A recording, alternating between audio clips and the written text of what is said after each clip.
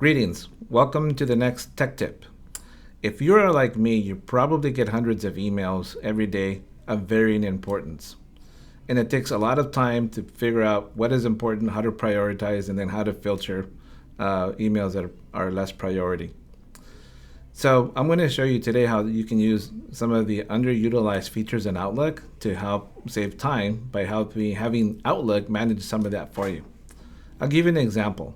So in my role, I get literally hundreds, if not thousands, of emails that correspond to not only the schools we support, but that correspond to schools throughout the local district that we are a part of. So all of those are important, but obviously we are most interested in receiving and seeing the incidents for schools that are specific to the area that we support. So Outlook includes features that can help you automate some of these processes. So I'm going to show you how to use email Outlook rules to have Outlook filter some of these out for you. So in order to get started, you have to create folders for where you want some of these emails to be sorted and placed.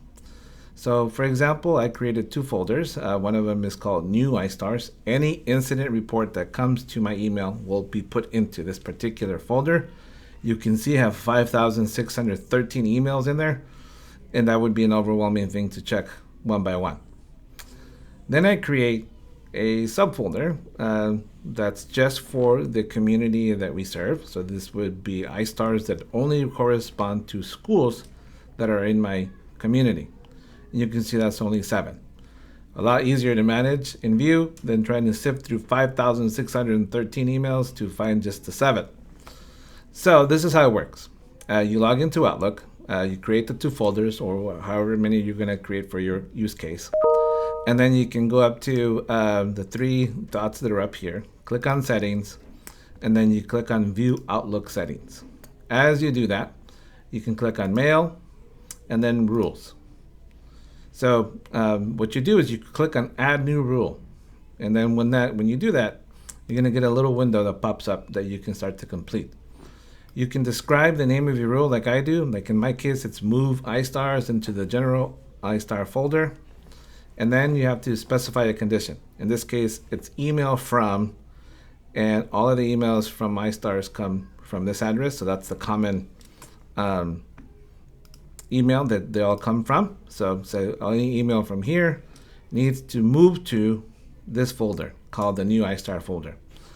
So once I do that, I make sure these 2 boxes are unchecked, and then you just click on save.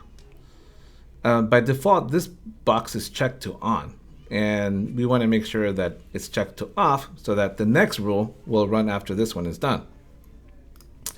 So I'm going to go back to my rules and then click on rules. So I'm going to add the second rule, or I added the second rule for me here. So this one looks a little different.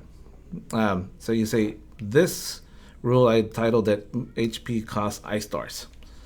So similar to the other rule, emails from new iStar _ no reply to LUSD.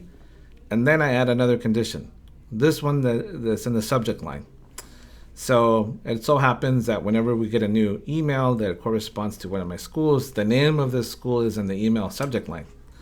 So I just have to manually add each of the schools in my community to this rule. It's a little tedious at the beginning, but the payoff is nice for the long haul. So I entered in all of the schools. The name has to be exactly the way it would come in the iStar, so I had to look through some of the other ones. For example, Huntington Park is not spelled out all the way. I had to abbreviate it the exact same way that the system does. And then similarly, I go down here and add an action. So in this case, it would move to HP cost iStars. I make sure these 2 boxes are unchecked, and then I click on save.